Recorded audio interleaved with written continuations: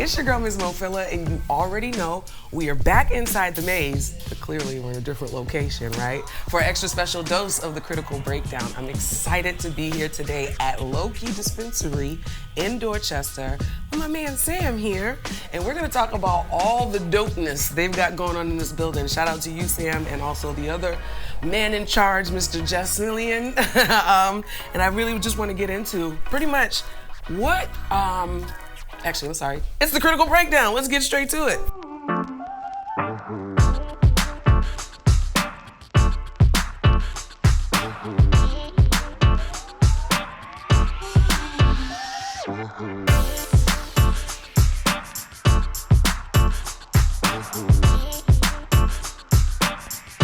So if we could start off by telling us, Sam, who you are and what it is you do specifically in this building. As little as humanly possible. That works, I like it. My name is Sam. I run the back of house here at Lowkey, inventory, procurement, fulfillment, things like that, wholesale in and out of the building. So we bring in products from vendors all over the state of Massachusetts to sell here at Lowkey. And we're also the Lowkey TCB licensing agreement partner. So we work with Method Man's brand TCB. And right now we sell that brand in our store, but we're about to hit the wholesale market and get our TCB product out into the first other stores in Massachusetts outside of Lowkey. Okay. So really excited to have not just wholesale coming into our facility, but product heading out as well. I know that's right, and I'm gonna tell you now, if you pull up to the location, don't think you're gonna break any of the rules as long as this man is on campus, okay? You know, I gotta be that guy. Unfortunately, what we say in cannabis, right, the CCC's, the Cannabis Control Commission, is the governing body. I worked in other states and dealt with other governing bodies before, and it's the same. You know, we're a compliance regulation industry. That's what we do, is all compliance. Everything has to be double, triple checked over and over again. And that's what we say, that we're a compliance industry and they let us sell weed. So the most obnoxious little rules and tiny little things that you know would be fine in any other type of establishment, any other type of business. The CCC is real specific about it, and you know, out of respect for our bosses, the Similiens, we got to make sure that we do everything we can to keep this place up and running and not get shut down, not get fined, not get in trouble. And we got to listen to every single letter of every regulation that's put in front of us. And, gotcha. That's why we have jobs. Right, and then you know what, I appreciate people like yourself who understand the importance of making sure we're keeping things in line, because a lot of times you'll lose your business just making one little mistake. And it's hard to compete sometimes. You see other places that are playing fast and loose with the rules and doing things that are explicitly forbidden by the CCC. And you know, 9 years in the legal industry, working across 3 different states, seen a lot of things. A lot of people trying to go around the rules and trying to get little loopholes and stuff like that. And, but you know, that's going to put you under the microscope. Absolutely. And it's going to bring down a lot of unwanted heat and attention to you and to your business. So we just try to keep things above board as much as possible here at Lowkey. That's smart, and Lowkey's going to last a long time as long as you keep that mind frame. We're trying. Okay. We're trying. We're growing. We're about to look at opening up our second store in Boston. So we're trying to grow the brand as best we can. Oh, I'm excited. I'm excited for what's to come. Now, tell me, I feel like Massachusetts we've been in this legal game for a little while now, right? Tell me some of the challenges you face running a newly found industry business. Does that even make sense? It does, but it's newly found in Massachusetts. Right. So my career in the legal cannabis game started back in 2015 out in Colorado. Okay. I moved from Boston to Colorado to start working out there. From there, I ended up in Portland, Oregon before coming back during COVID. Okay.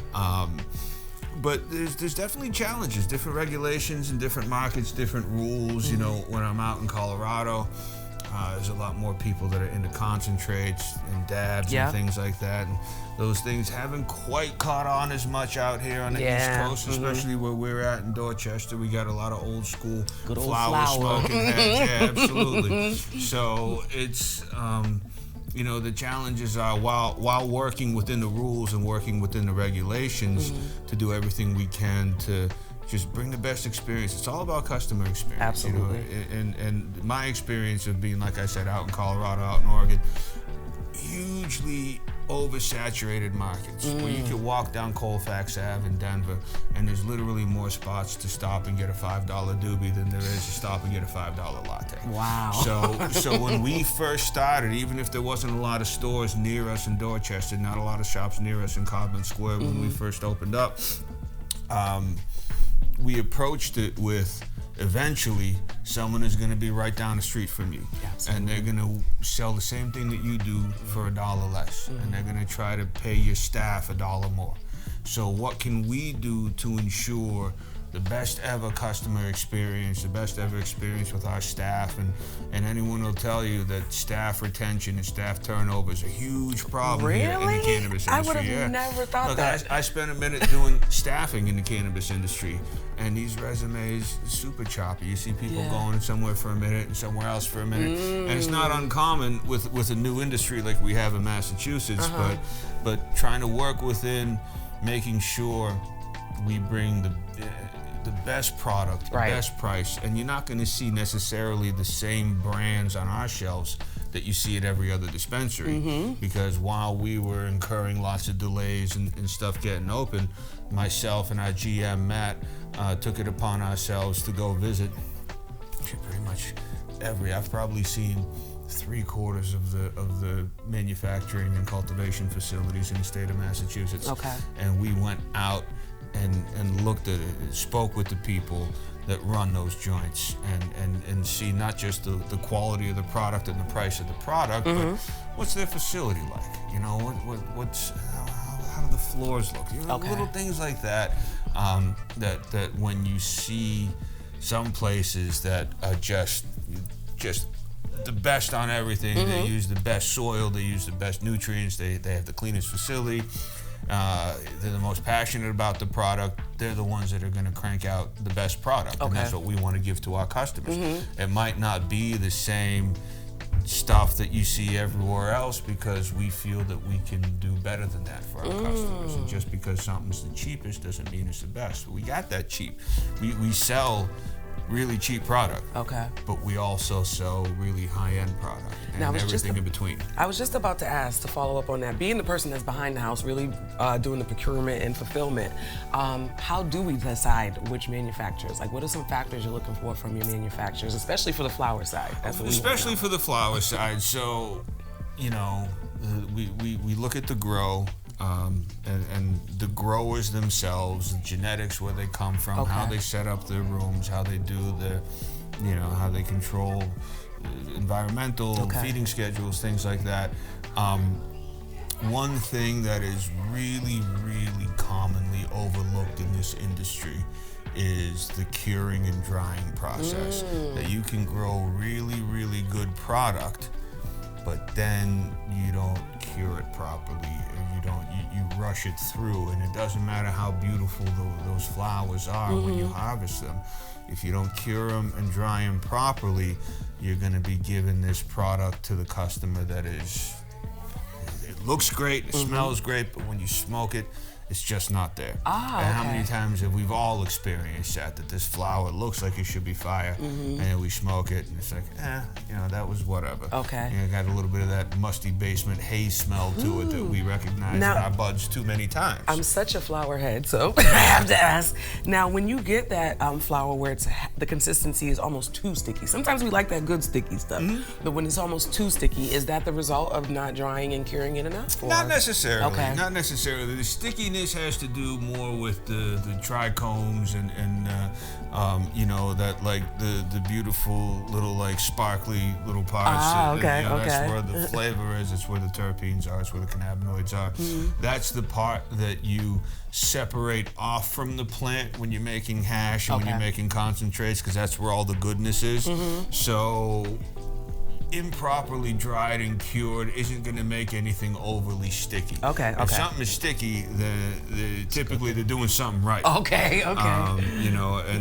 those are some of the factors that we have to consider when we're picking out our partners for the Tikal product, because that is the best of the best that the state has to offer. And that is, we had one of our partners, shout out Ideal Cannabis.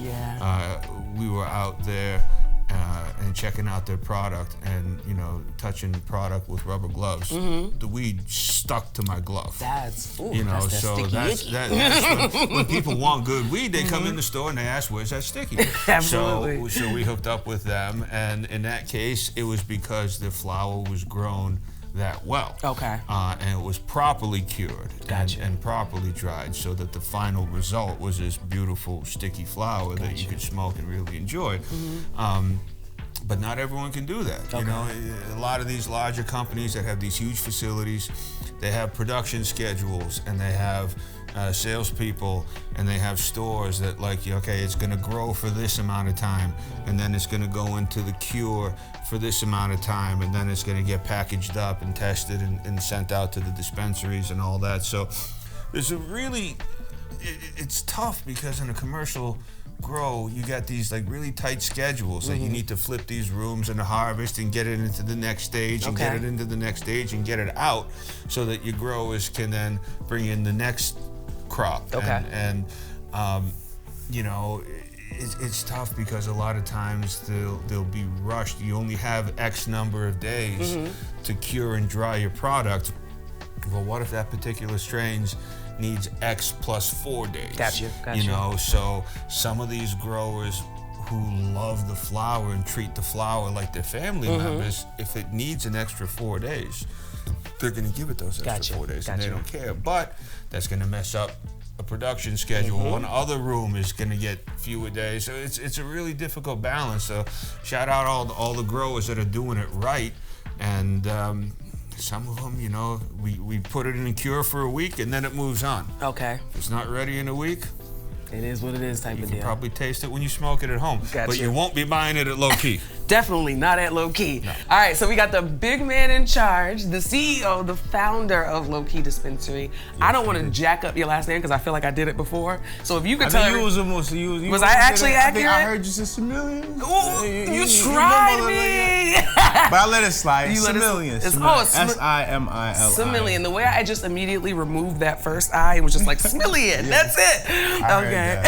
I'm sorry, Jeff. Thank you. It's all good. Please charge it to my heart. I mean, my mind, not my heart. Okay. It's all good. But I'm really grateful to have you here, Jeff, because your story is unmatched. As a black and brown man in Boston, Massachusetts, coming into a newly found industry in this state.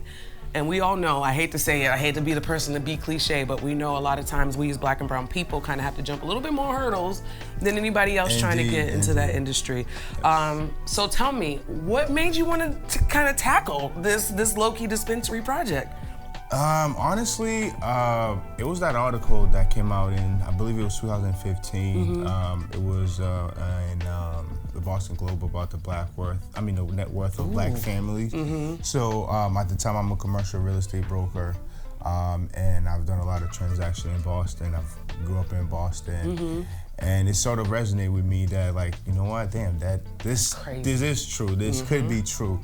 And at that moment, it was sort of like a awakening moment for me to say, I got to change my lifestyle. I have to change my direction, my future, so on and so forth.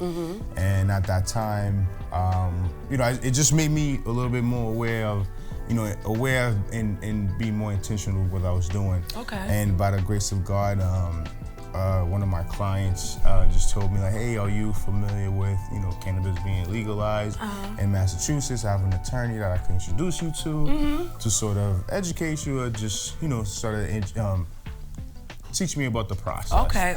And I was blessed enough. She was a sister. She was a Haitian. It wasn't as much of an advantage. It's sort of like if you were going to the club and you're on a guest list. It's like the VIP line type energy. Okay. Yeah, the guest list type of thing. Like, you just get a little priority. You move up the line a little bit. Okay. So that's sort of like it. Basically, ultimately, it gave me that little leg up versus everybody else. So I was grateful for that. Okay. But that's really what got me into this industry. Nice. Really, it was just. Me wanting to make some changes and the universe, speaking to me, and then this opportunity came up and, just had everything lined up at the time and just sort of put it together based on my knowledge, experience, and relationships with, hard money lenders and investors and being able to, gone through the process in real estate, building homes and getting projects approved. So I sort of had an idea of how to navigate through, but it was just now. You have to do it and execute, so here we are. Now I gotta ask Jeff, because I feel like when you start a business, there's gotta be something about you that's passionate about it. So, are we a cannabis enthusiast by any chance? Oh, absolutely. Okay. I feel like we can't have a cannabis store and not be a cannabis enthusiast, right? Yeah, sure. It's actually crazy because growing up I wasn't, given the fact that I was an athlete, I played football in school. So it was one of those things that, you can't do this, it'll affect your performance, so on and so forth. But it wasn't until I got to semi-pro football and I saw I literally saw one of my teammates smoke a joint before the game, and he was a kickoff returner, and then he kicked. Then during the kickoff, he returned it for a touchdown, and I was just like, hold on, that's not supposed to happen. And that really just sort of like changed my started basically just changing my mind. And fast forward maybe a year later, I started consuming a little bit more. During games, and it really made me realize the focusedness of that happens with this. And I had my best season that year, and then it also made me say that one more time, Jeff. Yeah, I had my best season that year when I was actually consuming, and it also made me realize that I was wasting my time playing semi-pro football. So I was just like, I'm retired, I'm out. Peace. That's all the levels of clarity right there. It's like, all right, I'm a better player, but then I also realized this is not what I'm supposed to be doing. This is not what I'm supposed to be doing. I broke 2 of my fingers, man. And every time I would go to a showing appointment, it's a conversation about, hey, what do you do? What happened to your finger? Rather than me talking about my business or talking about property. So it just basically put me in that realization, like, what am I doing this for? You know what I mean? Don't beat up your body. Your body is your biggest asset. Exactly. What are we doing? Exactly. So, now, just to follow up, being born and raised in Boston? No, I'm Haitian. I was born in Haiti. Oh, he was actually born in Haiti. Yes, Excuse me, honey. 100%. Yeah. So being a Boston resident now, right? When you took me through, I came through a couple of days ago. Shout out to actually a week or so ago. Shout out to Noble from Museum TV. Yes, shout out to Noble. Yes, he allowed me to come into the building and gave me a tour that was just top notch. So I was intrigued by the different stories. The different bud strands that you chose, right, to display. Being a Boston native, tell us, what was your thought process about your specific Boston-themed buds? Yes, absolutely. Well, I really put in some work into this, right? Okay. I didn't want to just come in and just open up a business and say, I'm selling weed. Can you say that again? Because how many people just want to start a business and don't even put that thought into it? Listen, so a lot of people, I have conversation with them as far as their intention. They just want to open up a dispensary, just want to make money, and so on and so forth. Which at the end of the day, this is a challenging business. As Sam mentioned to you, it's all about compliance. So you need to understand the laws, then you need to understand the product. So there's a lot that goes into it, right? So I actually did my due diligence. Went out to California several times, Washington. During my during my bachelor party, I actually went to Toronto. Smart. I went to Toronto because it was legal there, so me and my groomsmen, we went out there to try some product and actually get a better understanding of different markets. So I did my due diligence. Wait, hold up. I don't mean to cut you off, Jeff, but that's real dedication, okay? My man took his bachelor time, to actually do research for a business. Come on, that's dedication. You have to do your research. You have to do your R&D, understand the future. Well, you need to understand the current stage, right? The past, because you gotta understand this thing been legal in California since '96, so it's been going on before, 2016. Right. So I had to say to myself, like, I don't know this, right? So I was about to go to Humboldt County until I realized I started watching the movie. It was like they kill people. You said, never mind, I'm a chill. I'm good. I'll just go to LA, just hang around. I'll go to the safe spot. Yeah, I go to the safe spot. My little sisters were a USC student at the time, so I had a reason to go out there, see my family, see my sisters, and also, leverage their understanding of LA and friends or whatever it is, and go visit different dispensaries. Okay. So I went out there, did my R&D, went out to Sacramento, Washington State.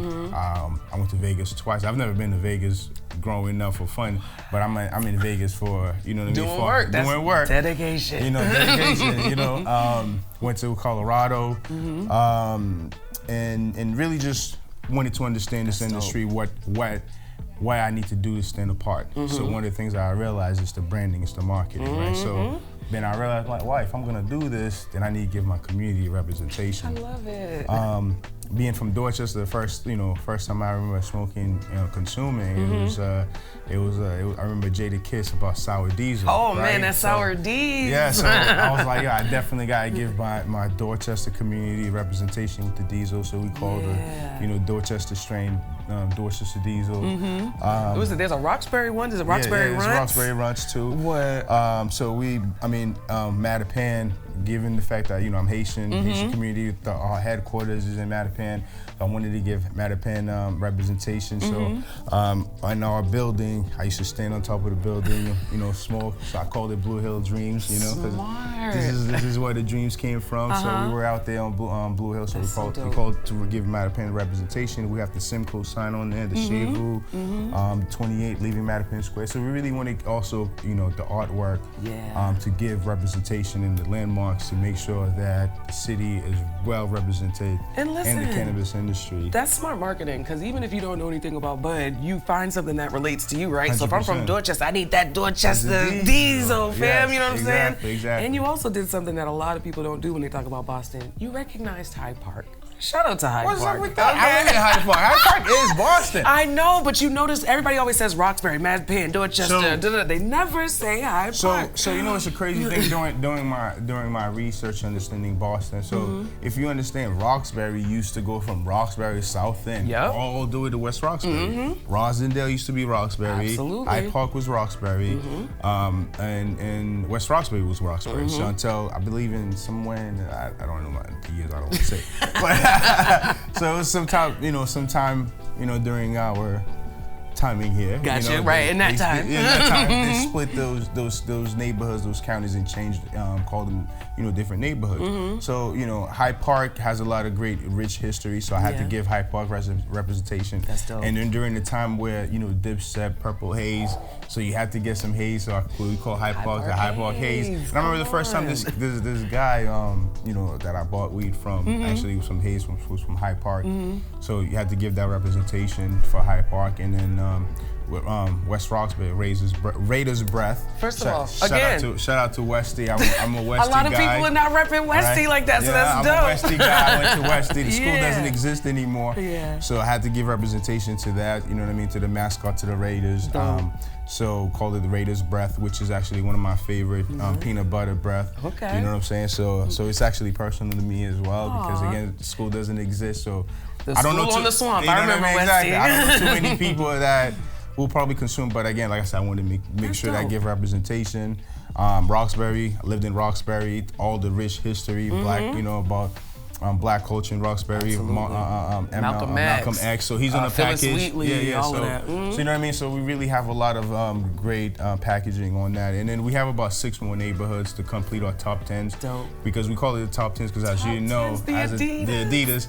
I don't know if you saw the Adidas sneakers up there. So we got the custom Adidas sneakers as well, top 10. Actually, I want to get into that because before we get into the merch, because that's another piece, he's been very thoughtful in everything that's in that store. You understand me? I had to make sure that I stand apart because again, everybody could have a dispensary, you know what I mean? Weed is weed at the end of the day. The connoisseurs could sit here and talk about it, but for most people, it's just like... Weed is weed. Right. Weed, bro. But let me ask you Does it not get me high? And does it taste good? Right, so I really have to find that reason to get people to want to come into Lowkey. So that's the... Now listen, I found a different reason where I know specifically I'm going to be walking in Lowkey at least once every couple months. I'm going to tell you why. While I was on tour, you had showed me a specific exclusive product. Exclusive product. For my skin, moisturizer. I don't know if you noticed, Ms. Mofil is glowing a little bit more than usual. Yes. You see. Seasoned by the sun. You have this really unique CBD moisturizer, right? Yes. It's more of a skincare. I've actually been using that since 2019. Maybe 2018, actually, my wife started making this skincare. It was actually, just me being an entrepreneur. It was just like, yo, what's up? What are you gonna do? Something. So, so she got into the game as well, and started doing some type of, I think she started with soaps. And then eventually translated into this skincare product where we were having a conversation. She was a lab manager / senior grant writer versus lab manager. Gotta make sure we gotta talk about that. And she was working at a lab, and she was able to have access to some scientists, high-level scientists, that was able to create this formula. And we put this together at the time because we weren't a licensed facility. We were a retail shop, but we're not a manufacturer. So So the product was manufactured out of Utah, but because of laws and regulations, of course, we can't sell them here in Massachusetts. Okay, so y'all didn't hear that. No, we don't sell them here. We actually just give them away. Here, so we actually give them away. But I'm here to tell you. I'm gonna give you a testimonial. It might not be a part of the products that they buy or you can buy, but you need to get it. Your wife is onto something. Thank you. I'm big on skincare. And baby, that glow did just what it came to do. Okay? But we actually be working to get it manufactured in Massachusetts, so it'll be available sooner or later. So I need to be on that mailing list when it's time, please. Absolutely. All right, thank you.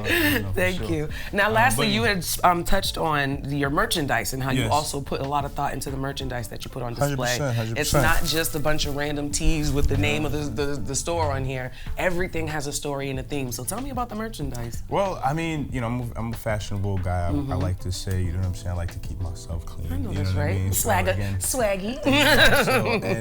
And growing up in the 90s, right? So we were able to see the 80s, 90s, and 2000. So there's a lot of different culture that we was exposed to, right? The polo era, rugby era. You know what I mean? Jersey tee. So there's a lot of different era that we basically were exposed to. So my goal is to just really trying to bring those things back. Gotcha. But I also keep it very simple as well. So the rugby shirts, you know what I mean? So that's one of the things. And like I said, just really want to give representation to the city. So we got the t-shirts, and also I'm all about comfort as well. Sweatpants, and we're in New England, it gets cold, so we have the hoodies, matching sweatsuit.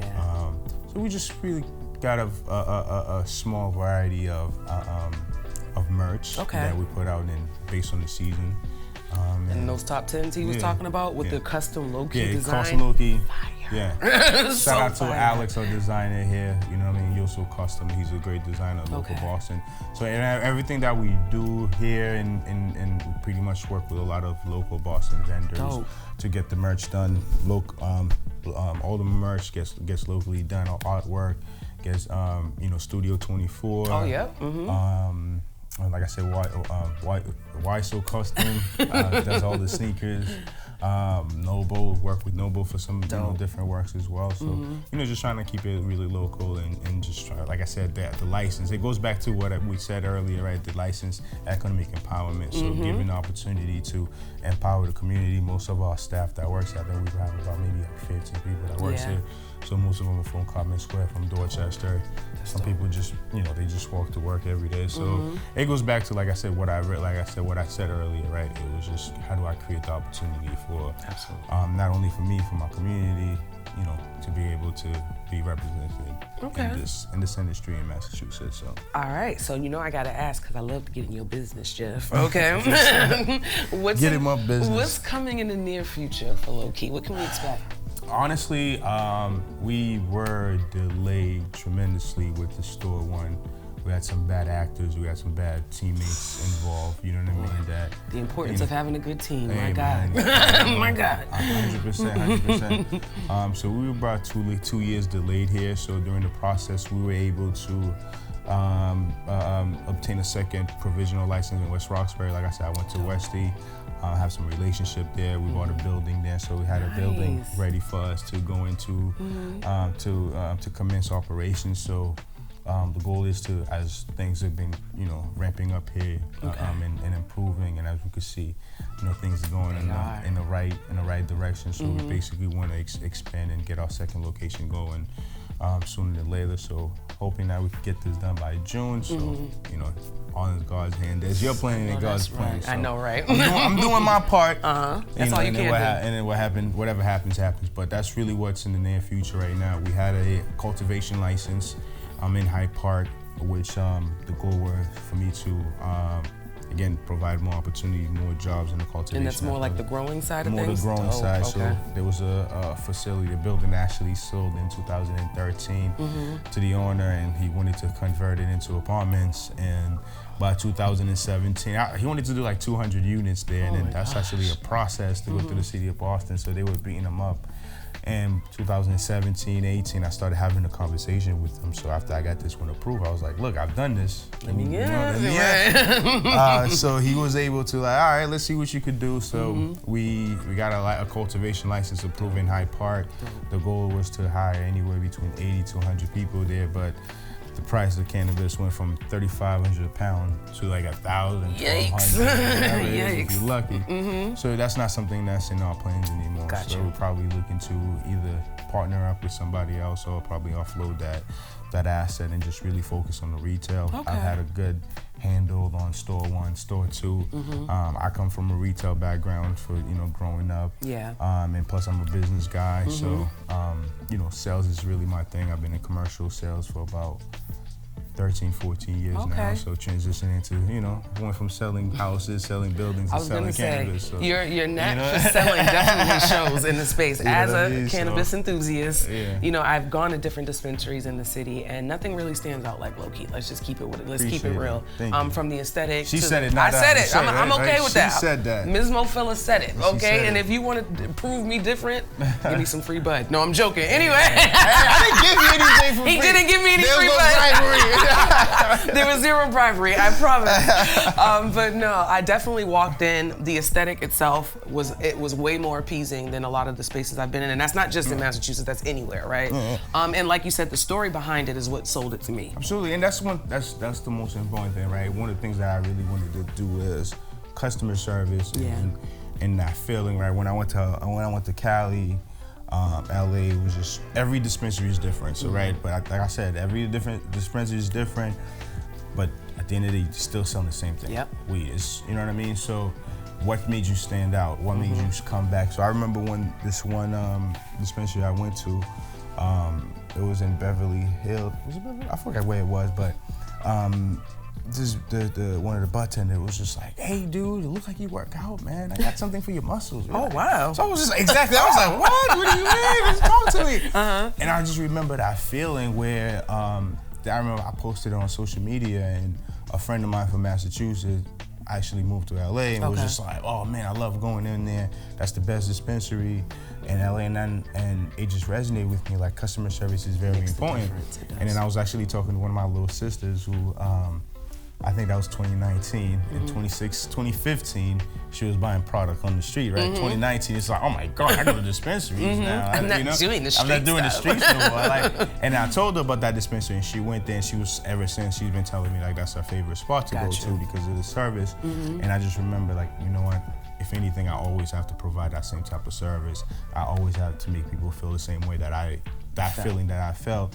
I need to provide that because that's what people are looking for, especially from Common Square, from here, where it's mostly an ethnic background, Caribbean background, business owners where primary customer service is not the biggest, right? Not the biggest priority. Not the biggest priority. And I understand that. It's like, if you like the food, you like the food. Right. But like I said, I understand that. And I remember watching the episode of Seinfeld, the soup Nazi, right? So that soup Nazi where it was just like the food, if the food's that good, they're gonna come back. You're gonna come back, right? But if you add that, you know what I'm saying, that customer service aspect to it, you get them forever. This is why we got a 4.8 on Google, you know what I'm saying? As a consumer, I'm tired of the world of if it's good, you're gonna come back. I want my good customer service to go along with my good product, okay? Absolutely. So thank you for being that attentive to detail and being attentive to the consumer experience as a whole. That's a big part of it. Yes. So one thing I would say, or the last thing I would ask you is advice for those who are,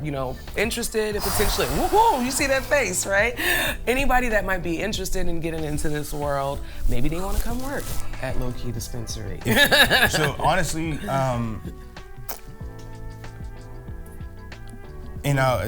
this is me. My wife tells me all the time, Jeff, you a straight shooter. Please be a straight shooter. Keep it real. If anybody, I would say, want to get into a cannabis industry right now, I think it's a little too late to jump into Massachusetts. Gotcha. What I would say is that, look, I think there's about 40 some odd states that is legal right now, so that means there's a few more.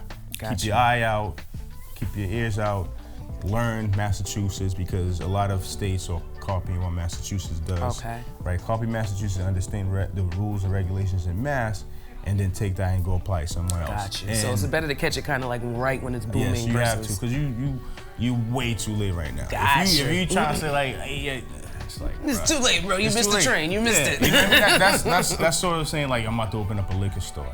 What? Right. You know what I mean? Like it's not. Again, it's not that. It's not. It's You'll be able to sell, but there's a billion other of them, exactly. right? You could open shop. You could do it again. I said, that would be my advice, right? It's just off the strength where, like I said, I received my license in 2016. I didn't open in 2023, right? So you know what I mean. So the process it's really. You know, and I had an advantage, right? That VIP line, VIP line. So, you know what I mean? And I know people who's, granted, COVID happened, so that put a dent on everything, you know what I mean? So that year basically made everybody restart, right? Okay. So if you were open, then you were lucky, like Pure Oasis, Netta, whoever it was. Shout out to Pure Oasis. You know what I mean? Shout out to Pure Oasis, right? So if you were open before then cool, you catch the wave, all is well. But after, and you had to, pricing and the cost of everything right now is just good luck. Not good as luck. lucrative as you think. It's not lucrative where for what you think you want to get done. Okay. It's really, really possible. You could be better than me. You could be better than everybody else that's out there. You have special talent. Right. You know what I mean? You could get 200, 400, 500 people to come into your store every day. Then congratulations. More power to you, right? Power to you. But that's what I would advise. My advice would, say, hey, I don't know, Mississippi or wherever it is that's Find coming somewhere. up. Okay. Jump on that market. That's like way cheaper to come in, and you come in with the skill set, with the knowledge from Massachusetts, and apply it there. That's what I would say. Even other countries, I believe the Philippines or Thailand, I recently just approved, cannabis. So, a little relocation ain't relocation, like it's not. This business is, it's a retail store. You build it, you create it. Eventually, it could, sustain itself. Dope. You know what I mean? And you manage it right. But to get in here and especially in Massachusetts, oversaturated right now. So Got it. That would just be my I appreciate advice. That real advice. I appreciate it. But like I said, I've had people tell me, and I'm like, I'm not gonna sit there and tell you like, do it. You know what I mean? Like I'm not gonna tell you that. 4 years ago, yes, I probably. But right now, from what I've experienced, the challenges that I've experienced, and if I wasn't that deep, I would have been like, yo. All right, perfect. So listen, you know what I mean? Like that's what I would have done. You know what I mean? Okay. But so I'll take that advice. I'm too deep into it for me to. You know what I mean? To be like, nah, man. Got you. No, that's smart, and that's responsible. And I'm starting to get that theme from you. Yeah. Very smart and responsible man. I appreciate you so much, Jeff. I think there's so many different facets and levels to your story, and we could, like I said, we could talk all day. We could talk all day. Oh man. But listen. Let's have a private conversation with we definitely will. We're gonna chop it up. We definitely gonna chop it up. In the meantime, make sure you follow me as well. You got all the spaces where you can find Jeff, but make sure you find me, Ms. Mofilla, on everything. Also, make sure you follow check into my website, MsMofilla.com, to keep track of everything that I got going on. And while you are at it, you better get on YouTube and make sure you subscribe to Inside the Maze's YouTube channel, okay? Make sure you like, you follow, and subscribe. Get in that maze. Hit that little notification bell down at the bottom so you can keep track of what we're doing over here. And also follow Inside the Maze on Instagram, Facebook, and Twitter. You understand me? Because we got a lot going on, man. I'm really excited. It's the Critical Breakdown. Ms. Mofilla, Jeff let me say it right. Similien. Jeff Similien, because I was about to say Similien with no I. Okay. Lowkey Dispensary, man. I'm so excited to be here. Thank you for having me. Thank you very much. Thank you. Peace out, y'all.